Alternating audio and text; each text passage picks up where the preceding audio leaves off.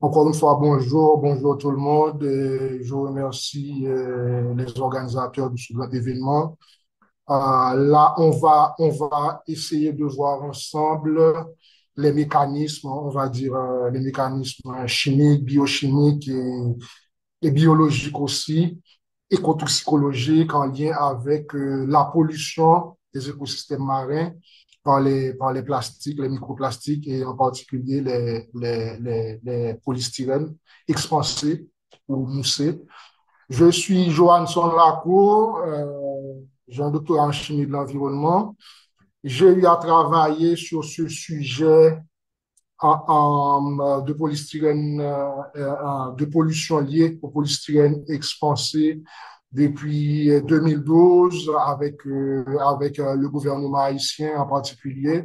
Comme Judex l'a souligné tout à l'heure, il y a eu, pas un seul arrêté, il y a eu Haïti est peut-être un cas particulier où on a eu à prendre 4 arrêtés et comme il y a une pub du GAF qui dit que c'est des arrêtés qui n'arrêtent rien en Haïti, malheureusement. Et jusqu'à présent, comme on l'a vu tout à l'heure, moi, au moment où j'ai eu à travailler sur tout ça, j'ai présenté voilà, la procédure qu'il fallait suivre, pourquoi est-ce que ça n'allait pas fonctionner en Haïti. Mais bon, en général, on va dire les politiques, ils sont toujours dans l'urgence. Et jusqu'à présent, on en est là. Mais il faut dire qu'en Haïti, comment est-ce que ça se passe, comme pour la plupart des autres pays en développement, on s'en sert des polystyrènes, on s'en sert dans la restauration informelle, dans la restauration rapide, fast-food, comme on les appelle. Et on s'en sert pour les emballages de nourriture périssable, on s'en sert pour les emballages d'équipements électroménagers. Après, comme en Haïti, il y a un problème de gestion de déchets, sachant que les déchets plastiques en général représentent 5 à 10 de la masse des déchets urbains. Et bon, ça, c'est les déchets plastiques de manière générale. On n'a pas vraiment de renseignements précis pour les polystyrènes. On va retrouver ces déchets-là dans les canaux de drainage à ciel ouvert en Haïti et ça finit, comme la plupart de nos villes, ce sont des villes côtières, on va dire que ça finit au niveau des littoraux, au niveau des côtes haïtiennes et dans la mer. Et on peut dire que là, j'ai vu ce que la présentatrice précédente a présenté tout à l'heure. Et on peut dire que Haïti est un grand contributeur au niveau de la Caraïbe par rapport à la pollution des mers, à la pollution de la mer des Caraïbes par les foams polystyrène exposés. Mais là, c'était juste pour vous faire une rapide mise en contexte. Mais là, on va vraiment voir comment se font les mécanismes de transfert et à travers la chaîne trophique, à travers la chaîne alimentaire. Et pour nous entretenir, nous allons avoir deux spécialistes de la question.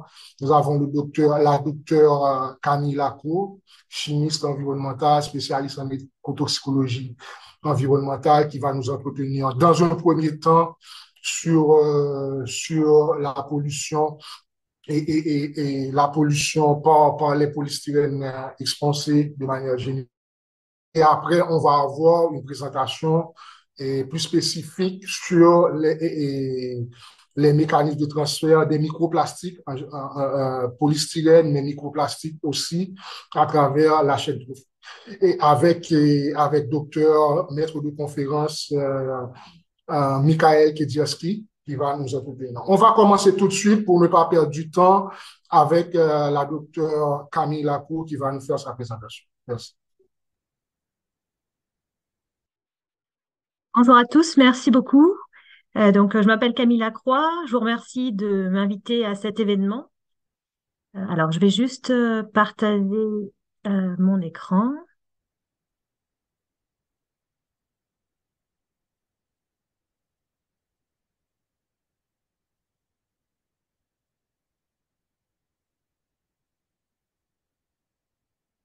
Pouvez-vous me confirmer que vous voyez bien mon écran?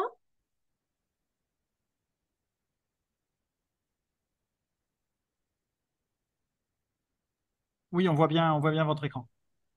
Je vous remercie.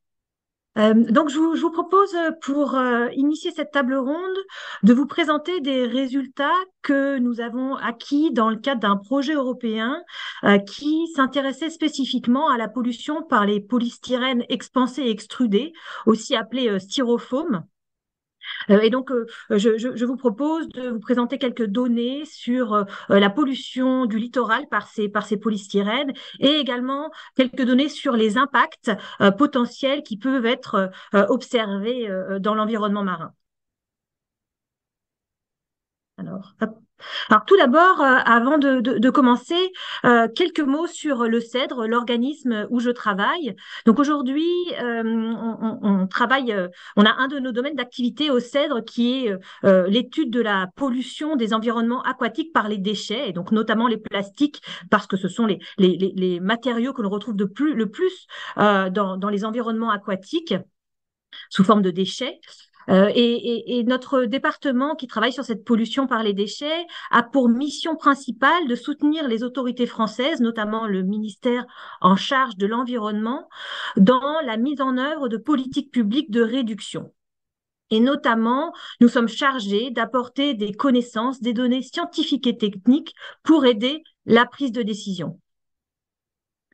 En complément de cette mission de soutien aux politiques publiques, nous menons également des projets de recherche et de développement des connaissances sur les devenirs et impacts des déchets dans les environnements aquatiques, ainsi que sur les solutions qui peuvent être mises en œuvre pour réduire la pollution.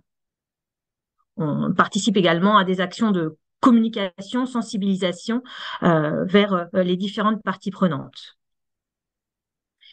Et dans le contexte de ces actions de recherche, de ces projets de recherche, nous avons travaillé entre 2018 et 2023 dans le cadre d'un projet européen, donc le projet OceanWise, sur la pollution par les polystyrènes expansés et extrudés dans les environnements marins.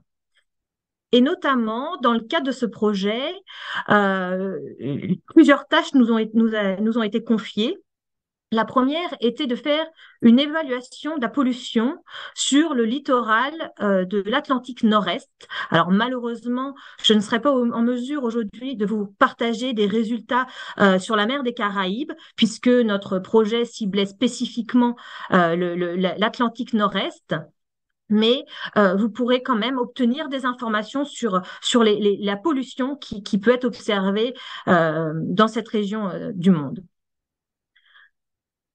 La seconde tâche qui nous a été confiée était, à travers des études en laboratoire, obtenir de la donnée sur les impacts potentiels associés à ces polystyrènes expansés et extrudés.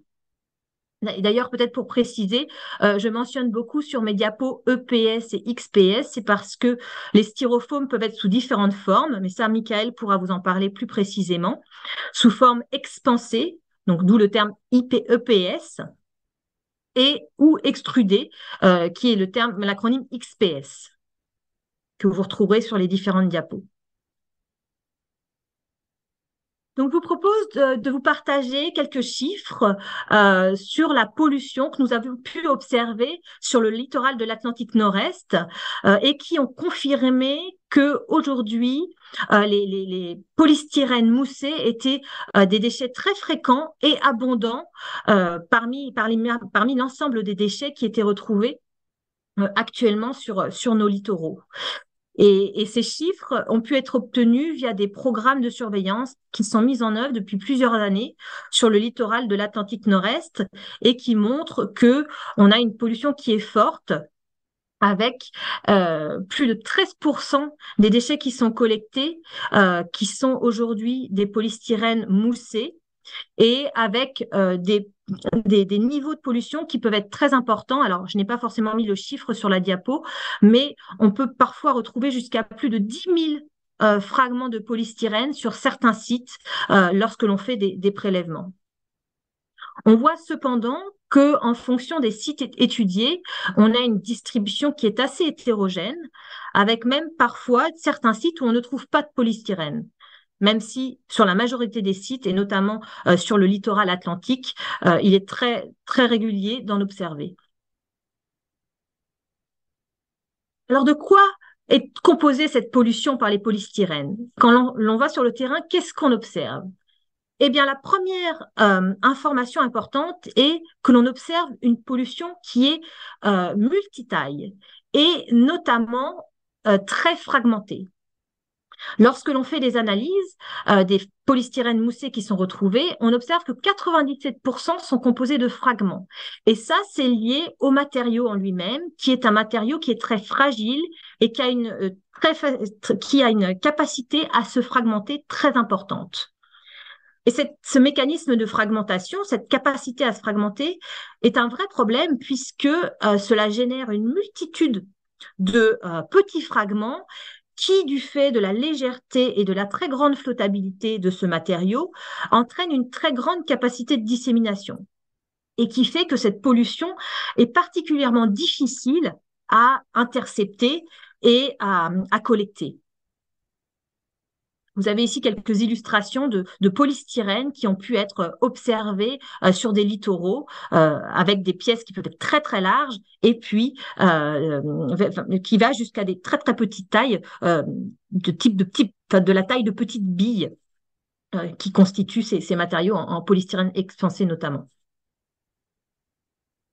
Autre observation que l'on peut faire lorsque l'on va sur le terrain et que l'on collecte des polystyrènes moussés, eh bien, on se rend compte qu'ils vieillissent une fois qu'ils sont dans l'environnement, notamment du fait de phénomènes de photo-oxydation, entraînant un vieillissement et un jaunissement de la surface du matériau et la formation de petites poudres et de particules donc de plus petite taille, de très petite taille même.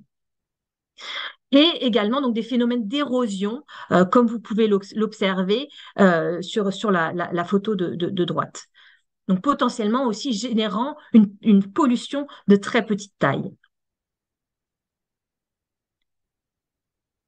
Quand on est sur le terrain, on observe également que ces polystyrènes moussés interagissent avec les organismes marins.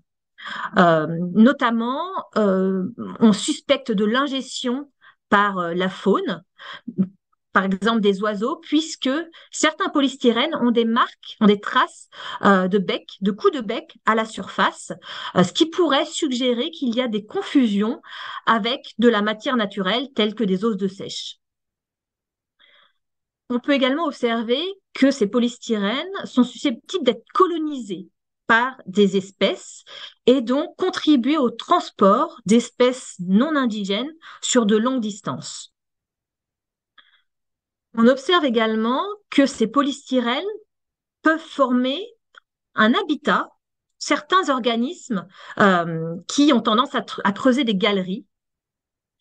Et ces organismes, qui creusent ces galeries, génèrent d'ailleurs des particules de petite taille et donc peuvent aussi contribuer à disséminer la pollution. Enfin, des études ont montré qu'il pouvait y avoir des interactions avec les plantes qui peuvent avoir la capacité à se développer à travers ou avec l'aide des polystyrènes expansés. Alors, ces interactions ne sont pas forcément toutes bien comprises. On ne sait pas si cela génère des impacts sur les organismes tels que les plantes, mais on voit qu'il y a de l'interaction qui existe et qui est visible sur le terrain. Lorsqu'on travaille sur la pollution par les polystyrènes, évidemment, dans l'environnement, évidemment, une des informations que l'on cherche à avoir, c'est quelles sont les sources, quelles sont les activités qui génèrent la pollution.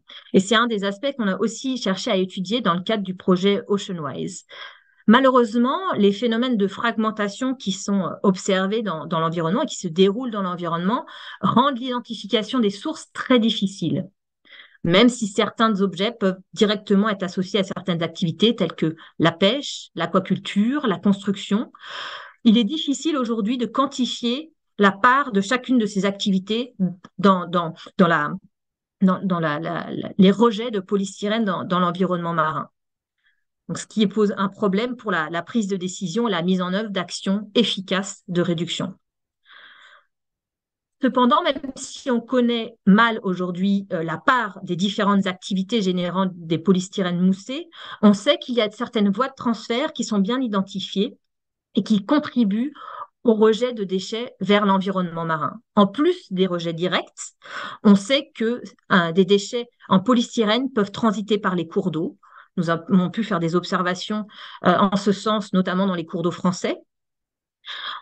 On a également mené des études dans des systèmes d'eau pluviale, d'évacuation des eaux pluviales, où des fortes concentrations ont pu être retrouvées, des fortes concentrations en polystyrène moussé ont pu être retrouvées dans certaines, notamment certaines villes françaises, ce qui suggère aussi, enfin, ce qui confirme la forte capacité de transfert de ces déchets par les eaux de pluie. Et on sait également que les événements extrêmes, tels que les tempêtes ou les inondations, peuvent également facilement remobiliser les grandes quantités de polystyrène et les transférer vers l'environnement marin. En complément de ces études de terrain, de ces observations de terrain qui nous ont permis de mieux comprendre la pollution par les polystyrènes moussés et leurs effets sur l'environnement marin, nous avons mené des études complémentaires en laboratoire afin d'étudier d'autres risques potentiels associés à ces matériaux, et notamment le risque chimique et écotoxicologique associé. Pour cela, nous avons réalisé un certain nombre d'analyses chimiques sur différents types de matériaux en polystyrène moussé, différents types de produits en polystyrène moussé, notamment de l'isolant pour bâtiments, des barquettes alimentaires en polystyrène extrudé et une caisse à poissons en polystyrène expansé. Nous avons fait des analyses d'hydrocarbures et d'additifs. Et vous avez ici les résultats qui sont présentés et qui confirment que dans ces matériaux, on retrouve des hydrocarbures et des additifs. En concentration d'ailleurs plus importante, mais ce qui n'est pas étonnant, dans les matériaux qui ne sont pas, ou dans les produits qui ne sont pas destinés à un contact alimentaire, puisque les normes ne sont pas forcément les mêmes. Une fois qu'on a réaliser ces analyses, ce qui nous a intéressé, c'est d'étudier le transfert de ces contaminants vers l'environnement, et notamment vers l'eau de mer. Et donc, nous avons mis en contact les matériaux pendant 24 heures avec de l'eau de mer et nous avons étudié la capacité de transfert. Et c'est les petits résultats qui sont présentés, le petit graphique, pardon, qui est présenté sur la droite. Et là, nous nous sommes rendus compte que, en dépit de la présence de contaminants, sur un temps court, la capacité de relargage des contaminants restait relativement faible, inférieure à 5%, et donc qui suggère une capacité de transfert assez faible sur un temps court, mais ça nous a quand même posé question et une des perspectives de travail serait de poursuivre ces études sur un temps plus long pour voir comment ces contaminants évoluent et le transfert de ces contaminants évolue sur un temps plus long. Une autre question qui nous a intéressés, puisque là, ce que je vous ai présenté avant, j'ai oublié de le préciser, c'était bien la contamination intrinsèque des matériaux, c'est-à-dire sans contact avec l'environnement. Donc, on voit qu'il y a des contaminants présents dans les matériaux lorsqu'ils sont fabriqués, à l'issue de la fabrication. Une autre question qui nous a intéressés, c'est la capacité de ces matériaux à absorber, à agréger en fait les contaminants qui sont présents dans l'environnement. On sait que c'est un risque associé au plastique de transporter, d'agréger, de transporter des contaminants. Donc c'est pour ça que ça nous a intéressés dans le cadre de cette étude. Et donc pour étudier cette capacité d'agrégation de contaminants, nous avons mis des polystyrènes dans un environnement contaminé qui est un port près du Cèdre en France, qui est connu pour avoir une petite contamination aux hydrocarbures notamment, et nous avons regardé la contamination des matériaux que nous avons mis. Et on a observé qu'effectivement, après un temps de 3 semaines dans l'environnement contaminé, on avait observé une augmentation de la concentration en hydrocarbures à la surface de ces matériaux. Donc, confirmant la capacité de ces matériaux à transporter, à agréger, concentrer des polluants et potentiellement à les transporter vers des endroits non contaminés initialement. Suite à ces premiers essais, ce qui nous a intéressé ensuite, donc qui nous ont fourni des informations sur la contamination chimique, ce qui nous a ensuite intéressé, c'est d'étudier la toxicité pour les organismes marins. Et pour ce faire, nous avons réalisé plusieurs essais sur différentes espèces marines pour regarder, dans un premier temps, la capacité maximum de toxicité. C'est-à-dire que on a choisi de laver les plastiques, les polystyrènes, avec un produit qui a la capacité à détacher les contaminants. Et on a regardé, une fois que les contaminants étaient détachés, s'ils induisaient une toxicité. Et on a mis en évidence sur certaines espèces certains effets qui confirment que et en accord avec les premiers résultats d'analyse chimique que nous avons pu réaliser, que les polystyrènes expansés et extrudés contenaient des molécules qui étaient génératrices potentiellement d'effets toxiques, donc qui contenaient des molécules toxiques. Dans un second temps, nous avons voulu nous rapprocher plus d'une situation réelle et regarder si les produits, les matériaux, en contact avec l'eau de mer, généraient des effets de toxicité. Donc là, on ne se plaçait plus dans une situation où on cherchait à récupérer toutes les molécules toxiques, on se plaçait plutôt dans une situation où plus similaire à l'environnement naturel, où le matériau est en contact avec l'eau de mer. Et donc, ce qu'on a cherché à voir, c'est si les molécules qui passaient dans l'eau de mer, celles dont je vous ai parlé par exemple tout à l'heure, étaient susceptibles d'entraîner une toxicité. Et là, plutôt bonne nouvelle, on s'est rendu compte que, en dépit de la présence de molécules toxiques, les effets observés après une exposition de certains organismes à de l'eau de mer qui a été en contact avec des polystyrènes restaient très limités, ce qui indiquait une toxicité limitée des matériaux testés. Dans l'ensemble, cette étude a permis de montrer que les polystyrènes moussés étaient des produits qui étaient très communs, très fréquents et abondants sur le littoral de la zone atlantique, que comme les autres produits plastiques, les autres matériaux plastiques, ils étaient susceptibles d'induire différents types d'impacts sur l'environnement marin. Et plus spécifiquement, du point de vue de la contamination et de la toxicité, on a vu qu'ils contenaient certaines molécules toxiques, mais avec une faible capacité de transfert vers l'eau de mer et des effets limités lorsqu'on travaillait à des concentrations environnementales. Donc, bien sûr, ce sont des résultats qui s'inscrivent, enfin, qui sont le résultat d'un projet bien spécifique sur des matériaux bien spécifiques et qui mériterait maintenant d'être approfondi, poursuivi, pour mieux comprendre les différents mécanismes et les différentes molécules impliquées dans les effets que nous avons pu observer. Je vous remercie pour votre attention et si vous souhaitez en savoir plus sur le projet OceanWise et les travaux qui ont pu être menés, je vous invite à aller voir le site internet du projet. Merci.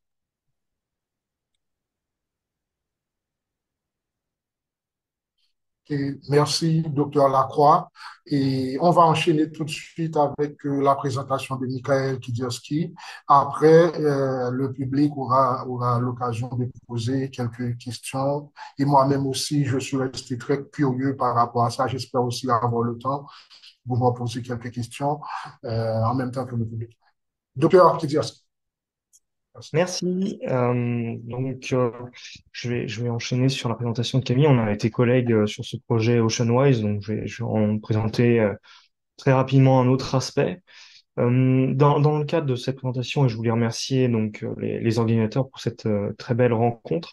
On m'a plutôt, enfin, dans la préparation un petit peu de cette présentation, on a plutôt décidé d'essayer de présenter quelque chose qui tournerait autour de qu'est-ce que c'est un plastique? Qu'est-ce qu'on vous donne un certain nombre de termes, mais ils sont pas forcément évidents auprès du grand public. Donc je vais partir sur quelque chose d'assez large, euh, par rapport à voilà, qui relève, on va dire, de l'introduction en fait aux pollutions du littoral par les polystyrènes, notamment moussés.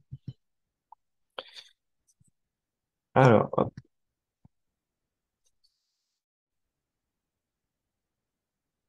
Non. marche pas. Petit souci. Bon. Hop, on va voir ce qui se passe. Alors, juste très rapidement, donc nous on travaille, enfin moi je travaille dans un laboratoire qui est l'Institut de recherche du Puy-de-Dôme à Lorient. Et donc c'est un laboratoire plutôt de mécanique. Et dedans, il y a un axe de recherche plutôt sur les matériaux plastiques, les composites, etc. Et moi, je m'intègre là-dedans au travers de la question des pollutions plastiques. On a travaillé à la fois sur les plastiques dans le milieu marin, mais aussi dans les sols, sur différents aspects, l'extraction de ces microplastiques depuis matrice environnementale, puis d'autres aspects de caractérisation. Alors, donc on parle de plastique. En fait, c'est quoi un plastique? Un plastique, va être constitué de ce qu'on appelle une résine polymère. Polymère, ça vient du grec, poly, plusieurs, mère, éléments. Et donc, en fait, par définition, c'est une macromolécule, une grande molécule, qui va être composée d'une répétition de monomères. Les monomères, c'est des pièces unitaire, c'est l'élément de base qui va constituer la chaîne polymère. Donc là, par exemple, pour la polystyrène, c'est très simple. Vous avez un styrène, on en prend plein, et on va les lier ensemble pour former la résine polystyrène. De manière plus générale, sur les plastiques, et sur les polymères, on va parler de différents types de polymères. Les polymères synthétiques, ceux qui sont utilisés, obtenus par synthèse, c'est l'essentiel des plastiques qui constituent notre quotidien. Les polymères naturels et ce qu'on appelle les polymères artificiels, qui sont des polymères naturels qu'on a modifiés. Alors, sur les polymères naturels, en fait, ils sont essentiels en fait dans notre vie quotidienne. D'une part parce qu'ils nous constituent les protéines, par exemple, ou l'acide désoxyribonucléique, notre ADN, constitue en fait des polymères parfaitement naturels. On va aussi retrouver le bois, le papier, qui sont constitués de cellulose. La cellulose, c'est un polymère. On va aussi avoir le cuir qui est constitué de collagène, la laine constituée de kératine ou encore le latex. Donc tout ça, c'est des plastiques, enfin c'est des polymères naturels. Nous, par exemple dans le cas du polystyrène, on a bien affaire à un polymère synthétique fabriqué par l'homme. Donc il n'y a pas d'équivalent dans le milieu naturel et c'est ce qui explique en partie pourquoi ces matériaux-là ne se dégradent pas dans le milieu naturel, contrairement par exemple à la laine ou au cuir ou à la cellulose. Alors, les plastiques qui nous entourent sont essentiellement des plastiques qui sont fabriqués à partir de pétrole. On parle de plastique pétrosourcé. Donc, on prend du gaz, on prend des huiles donc de pétrole et on va les chauffer pour casser les molécules, arriver à nos monomères. Et à partir de nos monomères, fabriquer notre résine polymérique. Les polymères, c'est pas en soi des plastiques. Pour arriver à un plastique, un matériau plastique, il faut rajouter des additifs. Les additifs, vous avez par exemple dans ce tableau à gauche, euh, ils sont très variés. Ça représente un nombre de molécules, de particules extrêmement larges et ils vont permettre de modifier en partie, améliorer les propriétés physiques, chimiques du matériau de base, de notre résine polymère, et à arriver donc à un matériau plastique qui répond par exemple à un cahier des charges.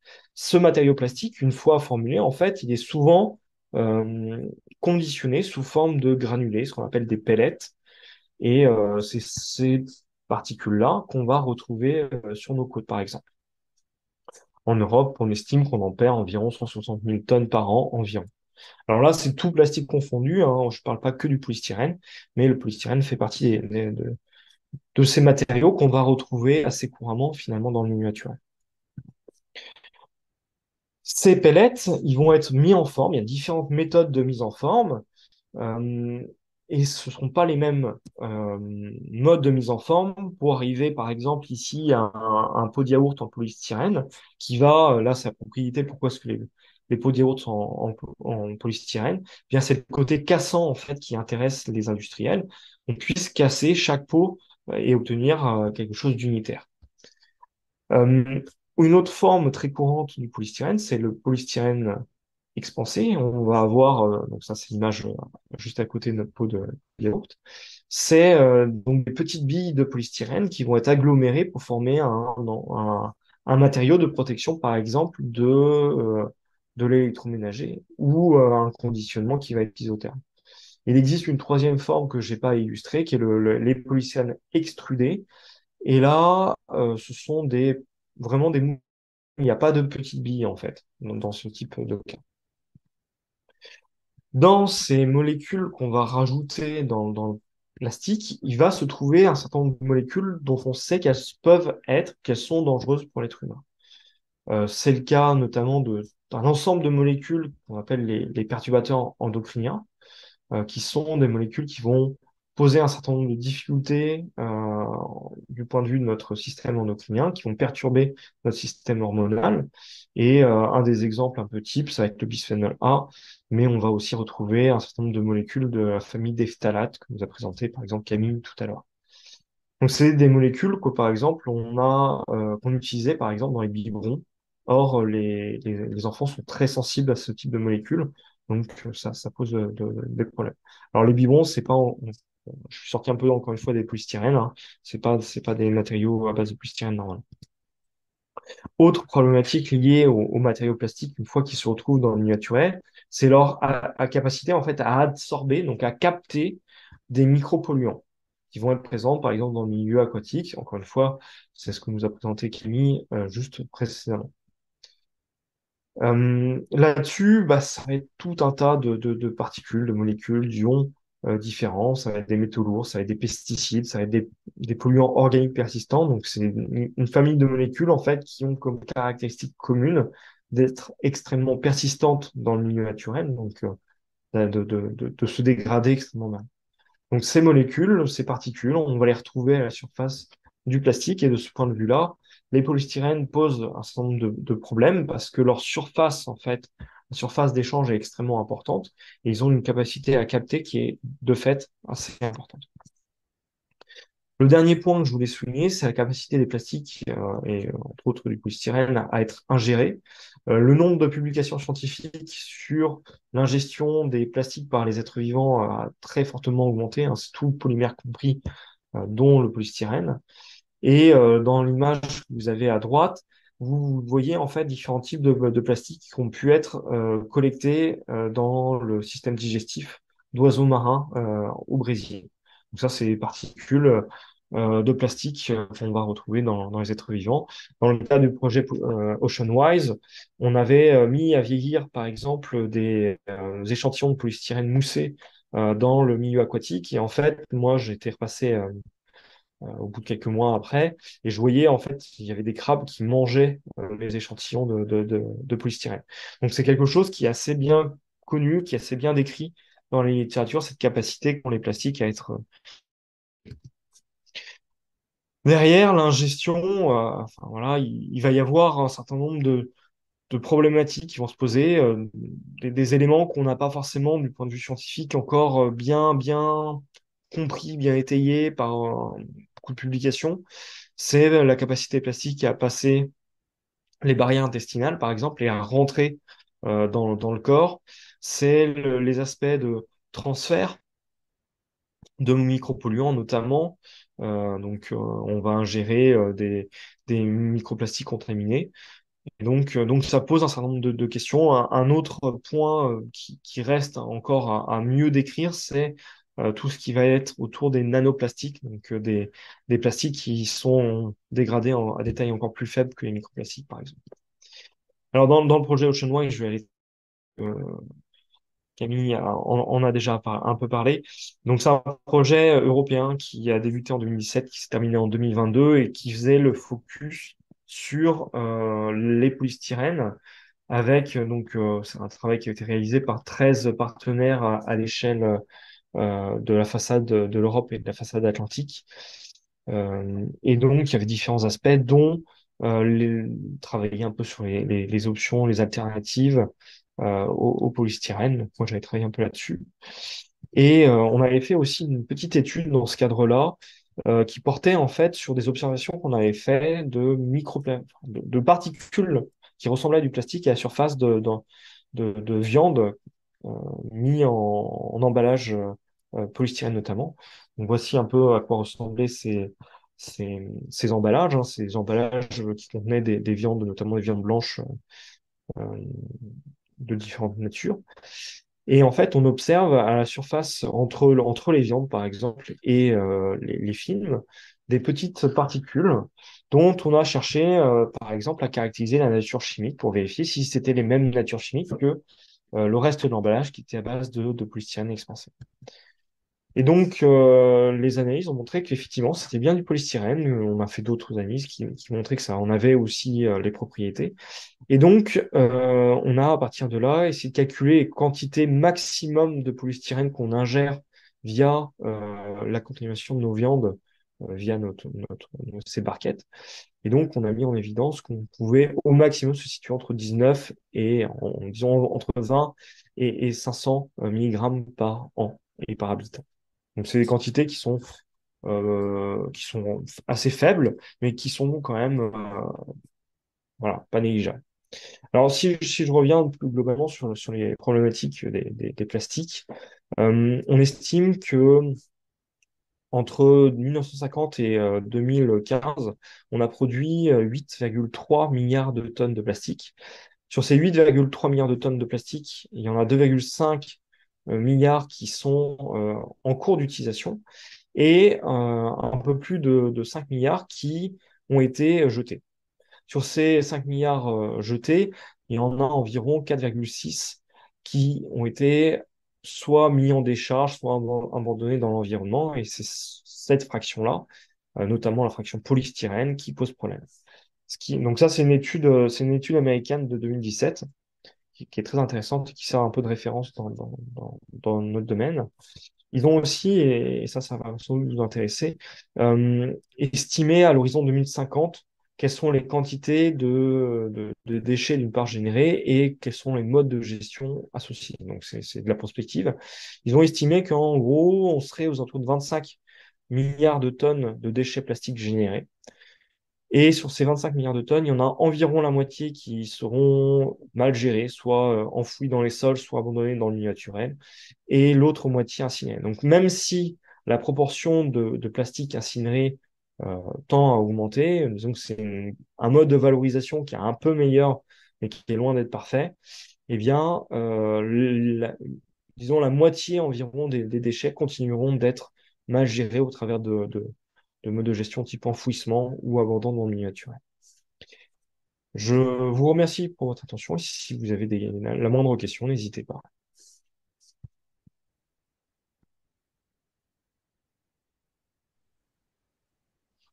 OK. Et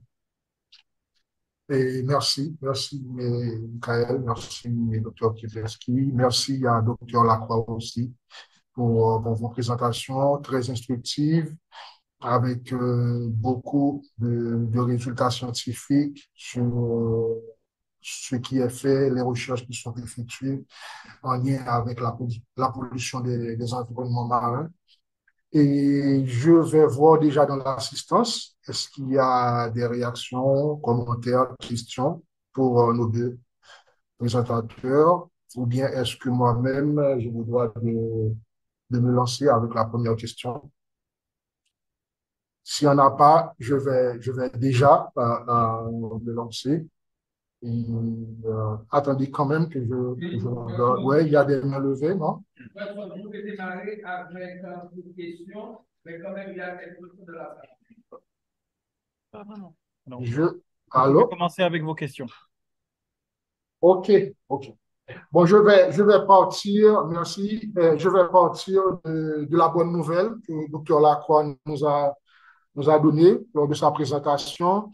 On a compris que si on se met dans un contexte plus ou moins naturel, en considérant l'eau de mer comme solvant, par exemple, les molécules de polystyrène rejettent une concentration pas très inquiétante, on va dire, en termes de contaminants au niveau de l'eau de mer. Mais maintenant, j'aimerais pour nous rassurer un petit peu davantage, savoir est-ce que même à travers d'autres mécanismes comme la bioaccumulation, etc., est-ce que Et si on devait considérer, je ne sais pas, certaines espèces parmi les plus fragiles au niveau des environnements marins, est-ce qu'il y a toujours un risque un risque plus ou moins élevé pour la toxicité en lien avec le relargage de ces polluants-là, de ces contaminants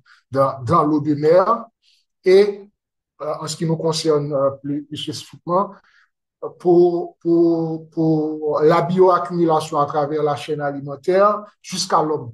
Comment est-ce que vous pourriez nous expliquer? Est-ce qu'il y a un risque de toxicité plus ou moins élevé à travers, même si on sait que c'est pas significatif au niveau de l'eau de mer, mais à travers la bioaccumulation, à travers la chaîne trophique, est-ce que il y a de quoi s'inquiéter ou bien ça reste une bonne nouvelle pour Je vous remercie pour cette question.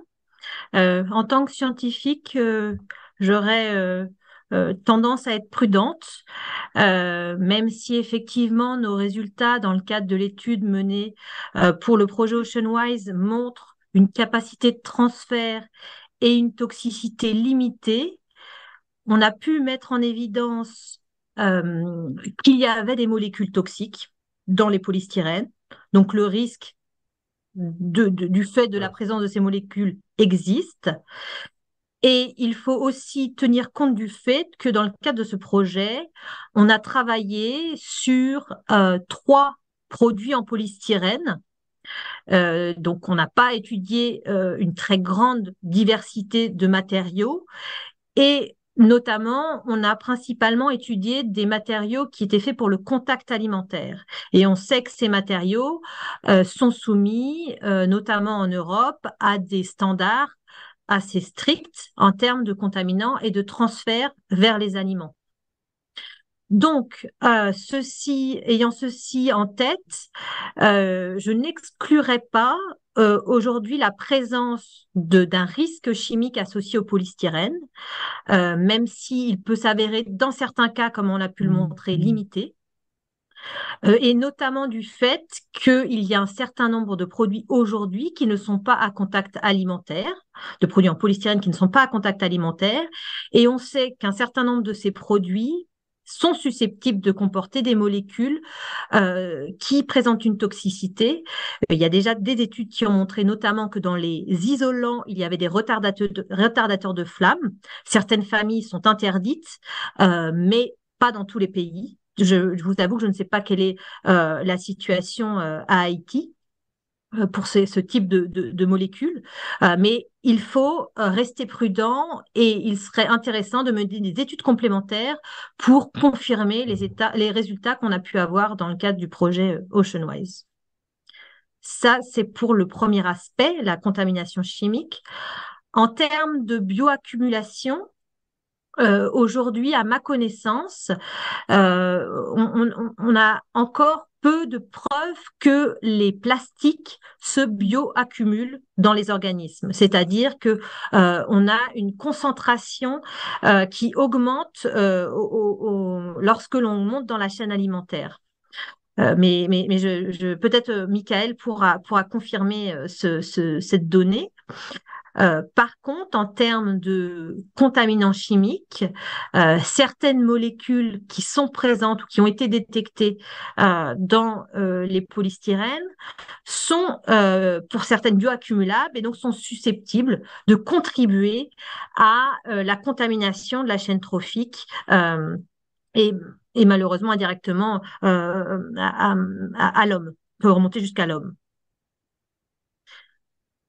Donc, voilà, j'espère avoir répondu à votre question et n'hésitez pas si vous souhaitez des précisions complémentaires. Ok, merci, merci. Je vais peut-être revenir sur le cas d'Haïti par rapport surtout aux hydrocarbures aliphatique polycycliques, mais je vais On a des poser une questions de question la à salle, Michael. Johnson, si vous voulez. Ah, ok, bon, si on a de la salle, on donne la première aux gens de la salle. Merci. Voilà, j'ai partagé l'écran. Vous avez la question à l'écran, c'est la première. Ok.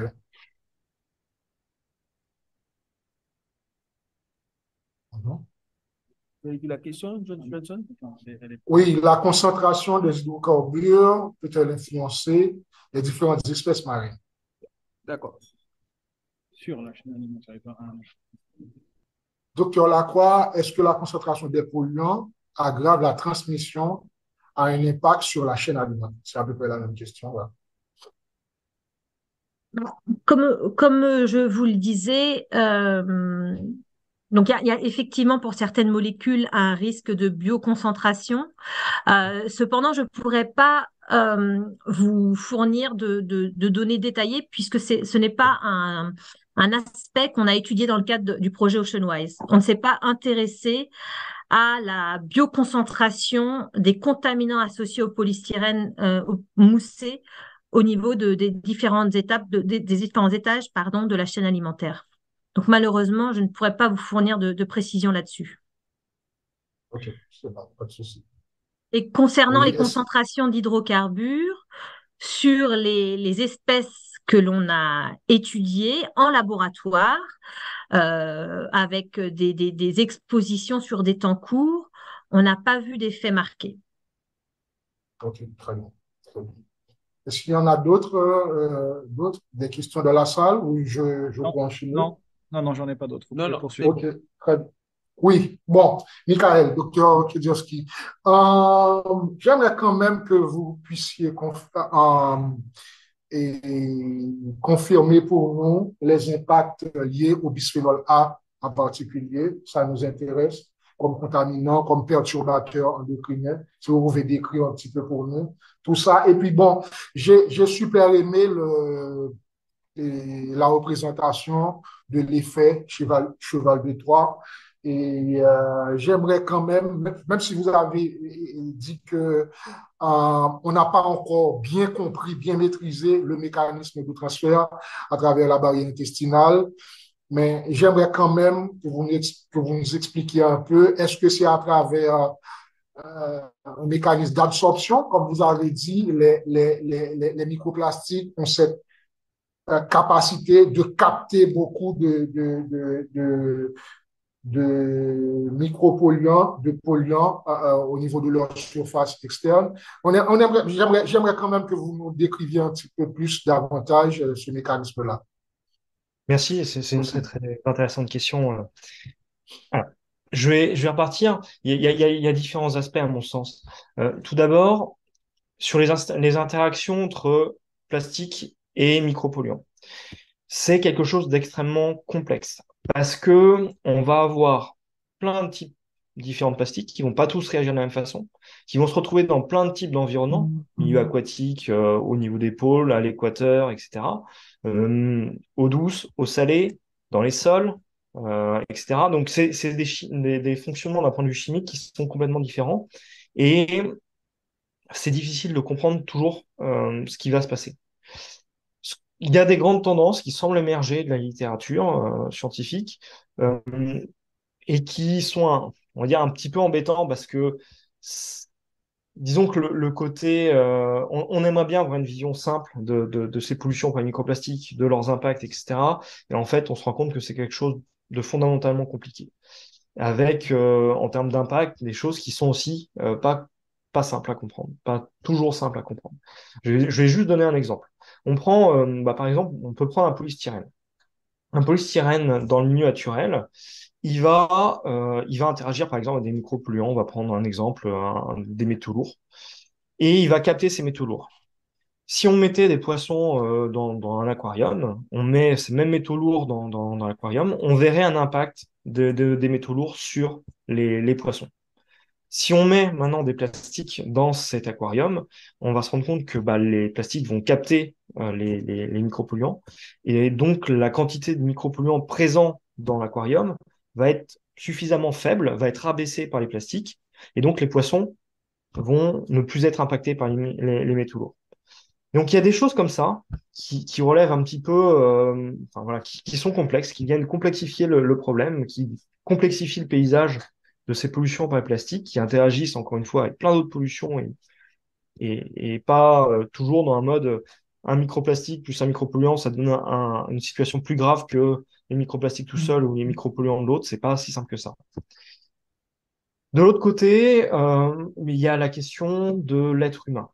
C'est une question qui arrive assez tardivement, en fait, dans l'étude des pollutions par les plastiques et microplastiques. Euh, et quand on regarde juste l'aspect microplastique, ça fait que quelques années qu'on se pose la question des impacts des microplastiques sur l'être humain. Sur le cas particulier du polystyrène, on sait que les additifs, certains additifs, notamment du point de vue des phtalates ou des bisphénols, vont avoir un impact sur l'être humain. D'accord? On prend des cellules, par exemple, des cellules humaines, on met en culture, on les met en contact avec ces microparticules et on voit qu'il y a des effets. Ces effets ils sont assez divers.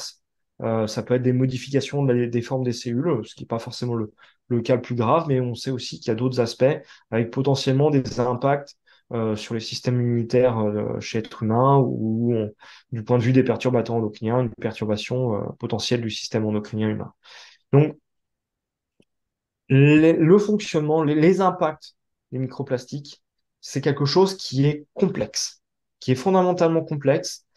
Euh, on attend des chercheurs, souvent, qui travaillent sur ces questions-là, d'apporter auprès du grand public, auprès des décideurs, des réponses simples. Et en fait, on ne peut pas. Tout simplement, on ne peut pas. Parce que les interactions sont très, très complexes. Encore une fois, il y a beaucoup de cas différents. Et ça se surajoute, en fait, avec toutes les autres pollutions qui nous environnent, hein, littéralement, que ce soit chez nous, dans nos lieux de travail, dans le milieu naturel. Et donc, par exemple, si on prend le cas du bisphénol A, certes, on avale probablement, via les plastiques qu'on ingère de manière inintentionnelle, des micropolluants, type bisphénol, etc. Mais on sait que la proportion de bisphénol qui est déjà présente dans notre alimentation, qui vient d'autres choses, ça peut être de l'emballage lui-même, hein, de cette nourriture-là, eh bien nous contamine aussi peut-être à des niveaux qui sont bien supérieurs. Donc c'est compliqué, clairement une pollution qui se surajoute à tout l'ensemble des pollutions qui sont autour de nous, et c'est une voie supplémentaire de contamination qui est nouvelle, qui reste mal connue, et je pense qu'il faudra au moins une décennie pour qu'on arrive à tirer, on va dire, les grandes lignes et les grandes conclusions par rapport à tout ça. Ça ne veut pas dire qu'il faut attendre jusque-là pour agir et lutter contre ces pollutions plastiques. OK, super, merci, merci pour la réponse. Moi, j'ai bien noté que c'est complexe, surtout au niveau des mécanismes de transfert, pour les comprendre. Mais j'aimerais revenir quand même dans le cas particulier du bisphénol A et peut-être d'autres pesticides en particulier. Il y a des études toxicologiques, par exemple, qui présentent des évidences par rapport, juste pour quelque chose qui pourrait nous intéresser. Et en termes de perturbation, il y aurait par exemple une perte de virilité chez les hommes, changement de sexe chez des poissons, etc., etc. Est-ce que, et au moins, il y a pour ces évidences-là, on peut dire que c'est confirmé par rapport aux contaminations liées à ces molécules. Alors, encore une fois, c'est pareil. Effectivement, on sait que, par exemple, le bisphénol A, c'est un perturbateur endocrinien. Il a de nombreuses actions sur l'être humain, sur les organismes vivants de manière générale. La difficulté, c'est que, par exemple, si on mesure du bisphénol A dans l'environnement, on ne peut pas être sûr qu'il soit lié directement au plastique. Parce qu'il y a d'autres sources de contamination via l'industrie, etc., de l'environnement par les bisphénols. Mais c'est sûr et certain qu'effectivement, ce type de molécules-là ont ce type d'action. C'est-à-dire, effectivement, si je vais, voilà, très, très, très large, de perturbation du système endocrinien avec tout ce que ça implique, notamment sur des populations cibles qui sont plus à risque. Je pense aux fœtus, aux enfants, aux adolescents, qui sont beaucoup plus sensibles à ce type de molécules-là que nous, par exemple, qui sommes adultes. Mais voilà, ce sont des molécules, ce qu'il faut bien comprendre, c'est que ce sont des molécules dont le mode d'action est très insidieux, on va dire. Parce que on a présenté des résultats, par exemple, moi ou Camille, sur le fait que ces molécules-là n'entraînaient pas de toxicité, n'entraînaient pas forcément la mortalité des organismes. Alors, quand on voit ces résultats-là, on peut, en première approche, se dire, chouette, c'est nickel, on voit pas de mortalité, etc. Mais d'un certain point de vue, en fait, si on avait vu ce type d'effet, si ces plastiques-là ou ces molécules qui sont associées à ces plastiques avaient ce type d'effet-là, en fait, on s'en serait aperçu bien plus tôt, en fait. On s'en serait aperçu dans les années 60, 70, au moment où ce type de plastique-là s'est répandu dans les sociétés modernes. Ces molécules-là n'ont pas ce type d'effet. Elles n'entraînent pas de mortalité, elles n'entraînent pas même de toxicité cellulaire, c'est-à-dire de mort cellulaire.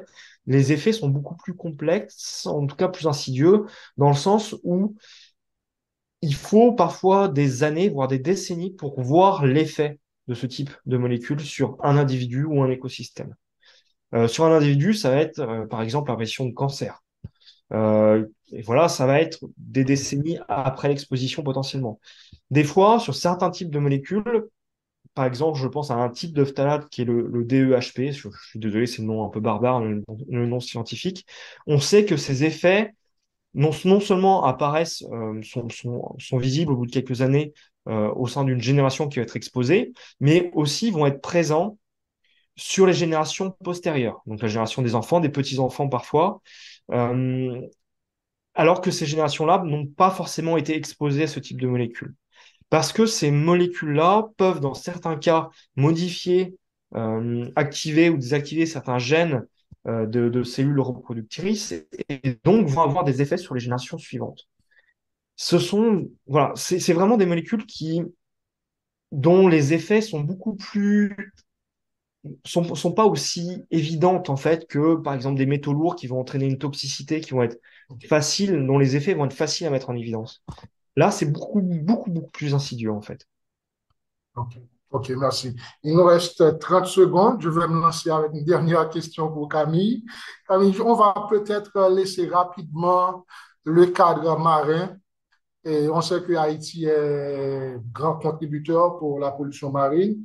Mais en Haïti, il y a quand même une pratique, une mauvaise pratique de brûlage, de combustion à l'air libre des déchets plastiques, des déchets de manière générale. Et je sais que, par exemple, la combustion des hydrocarbures aromatiques polycycliques entraîne des émissions de polluants extrêmement toxiques, parmi les dioxines, les furanes, etc. Est-ce que vous pouvez nous dire rapidement, en quelques secondes, les risques de toxicité surtout pour nous en Haïti? Docteur Alors, je Lacroix. n'ai Oui, merci. Merci pour votre question, effectivement très intéressante. Donc effectivement, hein, les études montrent que la combustion des plastiques émet un certain nombre de particules qui sont dangereuses, qui sont toxiques, qui peuvent soit être émises par la fumée et donc générer une pollution atmosphérique, mais également créer des résidus solides qui peuvent aussi polluer les sols et puis générer des transferts de contaminants vers l'eau. Alors, je n'ai pas étudié en détail les effets spécifiques de ces produits brûlés, ces plastiques brûlés sur les organismes. Donc, je ne pourrais pas vous donner de détails là-dessus, mais effectivement, c'est un risque réel d'augmentation de la contamination de l'environnement. Associés à ces plastiques, puisque voilà, il y a des générations de molécules nouvelles polluantes, enfin toxiques. OK, merci. Bon, je vous remercie encore une fois. Ça a été très, très instructif. Et j'espère que tout le monde a compris. C'était bon, c'était beaucoup de chimie, beaucoup de toxicologie, d'écotoxicologie. Et on espère avoir été, bon, à la hauteur du public, on va dire. Et puis, merci tout le monde. Je ne sais pas si c'est la pause. Et puis, bonne fin de conférence à tout le monde. Au Merci. revoir. Merci encore une fois. Merci à tous les trois. Merci. Merci, bon atelier. Bon atelier. Bye bye.